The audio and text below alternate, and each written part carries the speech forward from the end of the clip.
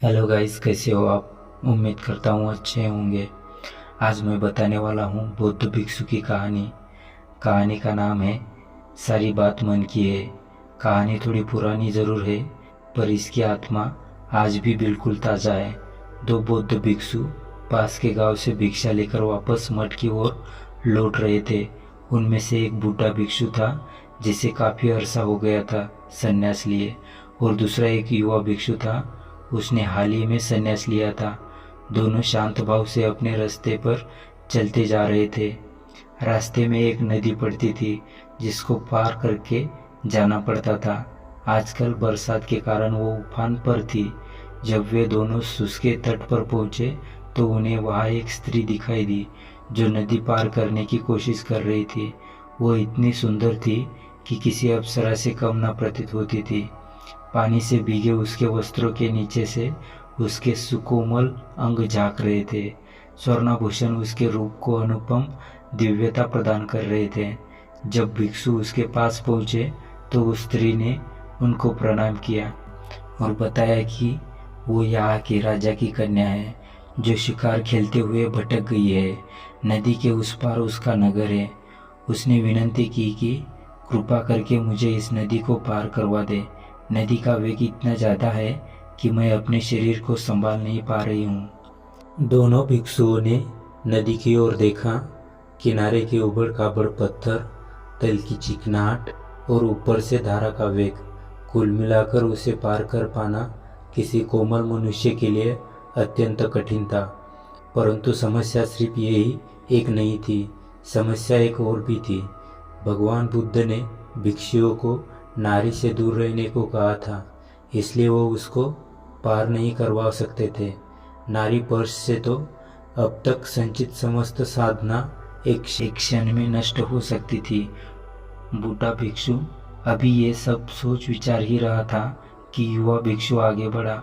उसने उस स्त्री को अपने कंधे पर उठाया और नदी में उतर गया। बूढ़ा भिक्षु ये सब देखकर हक्का बक्का रह गया।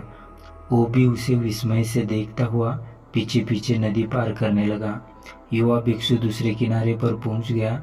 उसने स्त्री को अपने कंधे से उतारा और उसे विदा दी। वह स्त्री भी उनको प्रणाम करके चली गई। युवा भिक्षु शांत भाव से मठ की ओर बढ़ने लगा। पीछे पीछे बूढ़ा भिक्षु भी तट पर पहुंचा। पहुंचते ही उसने युवा सन्यासी को उपेक्षा के भाव से देखा। बूढ़े भिक्षु की आंखों में क्रोध और दुर्भावना थी। उसने युवा भिक्षु की तरफ मुंह फेरा और शीघ्रता से मठ की ओर पांव बढ़ाने लगा।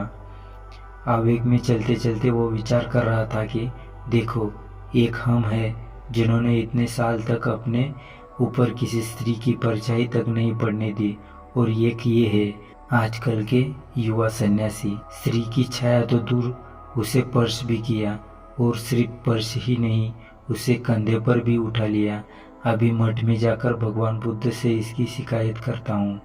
ऐसे नीच को तो संघ से निकाल देना चाहिए, और भगवान बुद्ध से भी ये आग्रह करूँगा कि आगे से इन युवाओं को दीक्षा ही ना दे। ये अपने ऊपर संयम तो रख नहीं सकते हैं। यही सब सोचते विचारते मठ आ गया।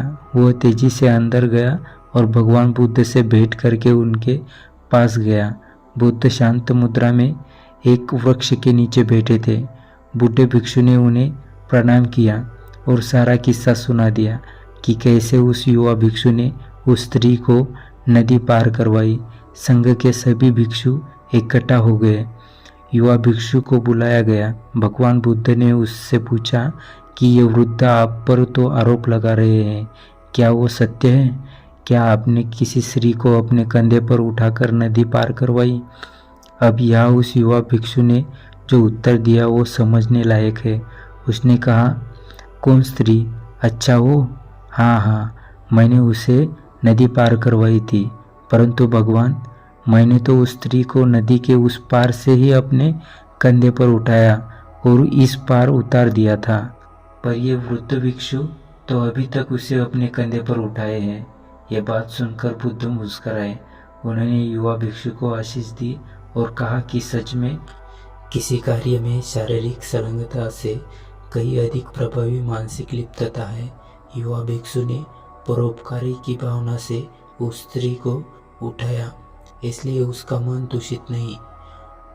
जबकि बूढ़े भिक्षु का मन द्वेष भाव से भर गया और वे अब तक अशांत है। सारी बात मन की है, अंदर की है। युवा भिक्षु उस स्त्री को कंधे पर उठाकर भी उससे मुक्त रहे और बूढ़ा भिक्षु उस स्त्री का स्पर्श किए बगैर भी उससे बंध गया। उम्मीद है आपको भी ये बात समझ में आई होगी। अक्सर हमें अच्छा व्यवहार करने की शिक्षा दी जाती है, जबकि आपका मानसिक आचरण अधिक महत्व रखता है। आशा करता हूँ कि इस वीडियो से आपको कुछ नया सीखने को मिला होगा। ऐसी और मोटिवेशनल वीडियोस के लिए वीडियो को लाइक और चैनल को सब्सक्राइब करें। धन्यवाद।